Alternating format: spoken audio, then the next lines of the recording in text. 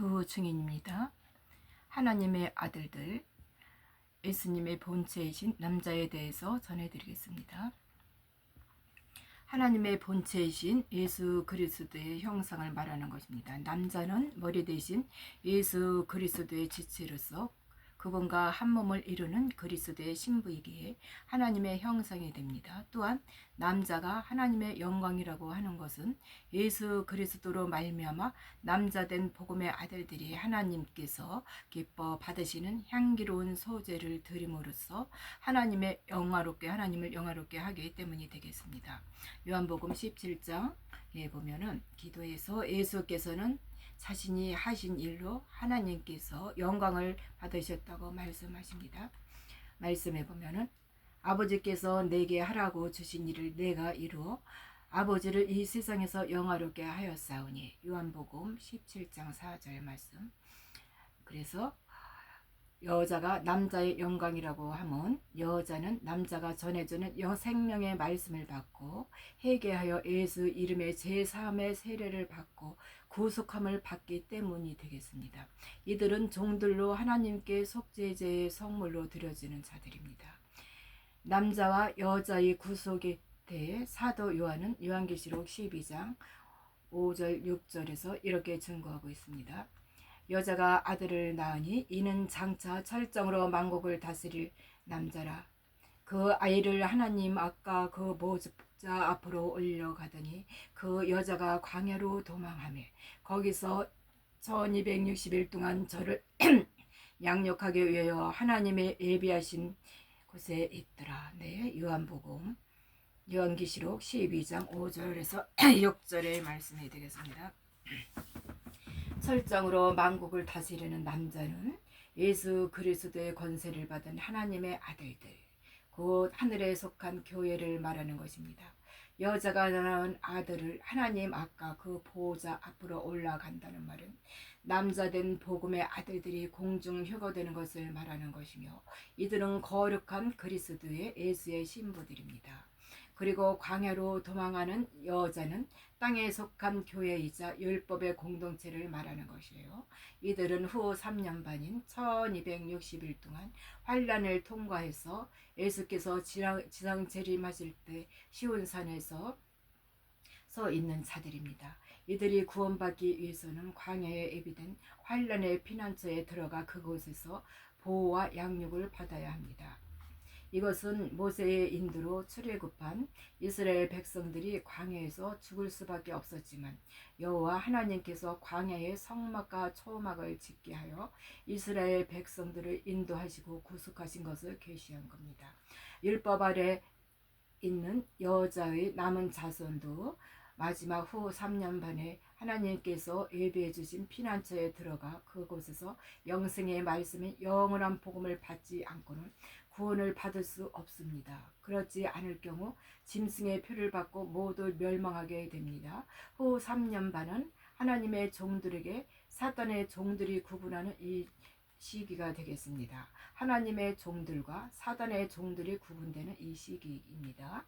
다시 고린도 교회에서 쓴 사도 바울의 편지를 보게 되면은 물은 남자로서 머리에 무엇을 쓰고 기도나 예언을 하는 자는 그 머리를 욕되게 하는 것이요, 무릇 여자로서 머리에 쓴 것을 벗고 기도나 예언을 하는 자는 그 머리를 욕되게 한다는 고린도전서 11장 4절 5절의 말씀이 되겠습니다. 머리에 쓰는 것은 무엇을 의미하는가 하면은 고린도서 3장을 살펴보면은 우리는 모세가 이스라엘 자손으로 장차 없어질 것의 결국을 주먹지 못하게 하려고 수건을 그 얼굴에 쓴 것까지 아니하노라.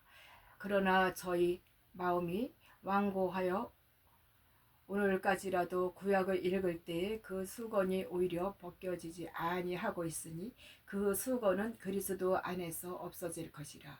오늘까지 모세의 글을 읽을 때에 수건이 오히려 그 마음을 덮었도다. 그러나 언제든지 죽기로 들어가면 그 수건이 벗어지리라. 주는 영이시니 주의 영이 계신 곳엔 자유함이 있느니라. 우리가 다 수건을 벗는 얼굴로 거울을 보는 것 같이 주의 영광을 보매 저희 같은 형상으로 화하여 영광에서 영광으로 이르니 그 주의 영으로 말미암는 자. 고린도후서 3장 13절에서 18절 말씀입니다. 이래서 바울은 여전히 율법 아래서 종노릇하는 고린도 교인들에게 복음을 설명하면서 시내산에서 율법을 받고 내려오는 모세의 얼굴에 광채가 나므로 수건으로 얼굴을 가린 것을 언급합니다. 율법의 종 모세는 40일간 하나님과 대면하면서 율법을 받자 그의 얼굴에서 광채가 났어요.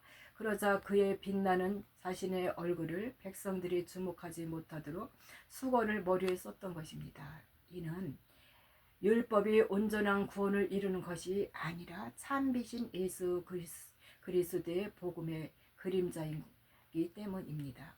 모세로부터 세례 요한에 이르기까지 율법의 선지자와 제사장들의 역할은 율법의 의를 자랑하는 것이 아니라 자유케 하는 영광의 복음을 가지고 율법의 저주를 풀어주러 오실 그리스도를 백성들로 하여금 대망하게 하는 것이었습니다.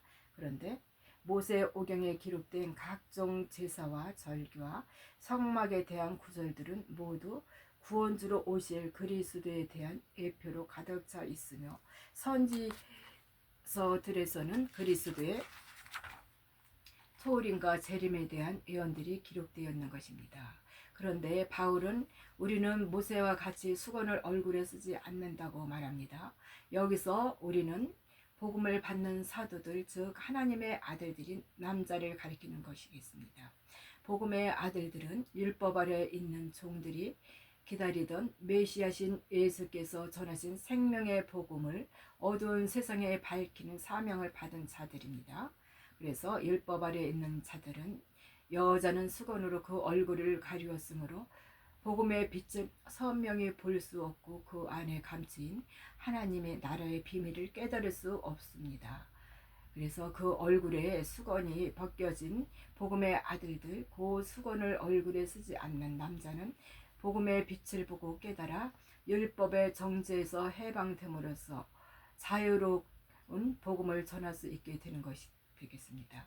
따라서 남자인 복음의 아들들은 어두운 세상에서 여전히 율법의 그림자에 갇힌 여자들, 즉 율법의 종들에게 참빛을 비추어 그들을 인도하는 것입니다. 말씀에 보면요, 너희는 세상의 빛이라 산 위에 있는 등대가 숨기지 못할 것이요. 마태복음 5장 14절 말씀. 또 이는 너희가 흠이 없고 순전하여 어그러지고 거스리는 세대 가운데서 하나님의 흠없는 자녀로 세상에서 그들 가운데 빛들로 나타내며 생명의 말씀을 밝혀 나의 다름질도 헛되지 아니하고 수고도 헛되지 아니하므로 그리스도의 날에 나로 자랑할 것이 있게 하려 함이라. 빌립보서 2장 15절에서 16절. 그래서 율법 아래 있는 여자들은 수건으로 자신의 얼굴을 가림으로써 자신이 가지고 있는 율법의 행위가 그림자일 뿐 참빛이 아님을 드러내는 것이 되겠습니다. 이와 같이 종으로서 주인을 섬기는 마땅한 자세를 보여준 대표적인 자가 여자가 낳은 자 중 가장 큰 자인 세례 요한인 것입니다. 말씀해 보면 여기 요한이 대답하여 가로되 만일 하늘에 주신 바 아니면 사람이 아무것도 받을 수 없느니라. 나의 말한 바 나는 그리스도가 아니요 그의 앞에 보내심을 받은 자라고 한 것을 증거하는 자는 너희니라.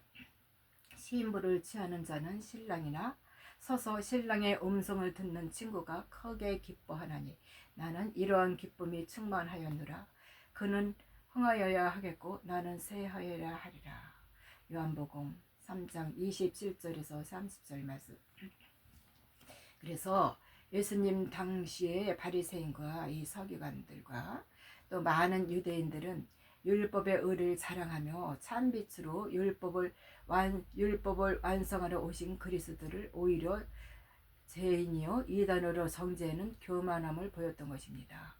이것이 바로 여자가 머리에 쓴 것을 벗고 기도나 애언을 함으로써 그 머리된 여자를 욕되게 한다는 것의 의미입니다.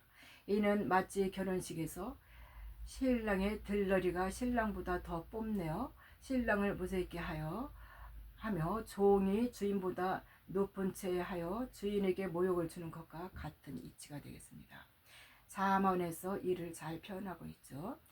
세상을 진동시키며 세상이 견딜 수 없게 하는 것 서너시 있나니 곧 종이 임금된 것과 미련한 자가 음식으로 배부른 것과 미움받는 여자가 시집간 것과 여종의 주물을 잃은 것이라. 잠언 30장 21절에서 23절 말씀이 되겠습니다. 네, 여기서 마치겠습니다. 감사합니다.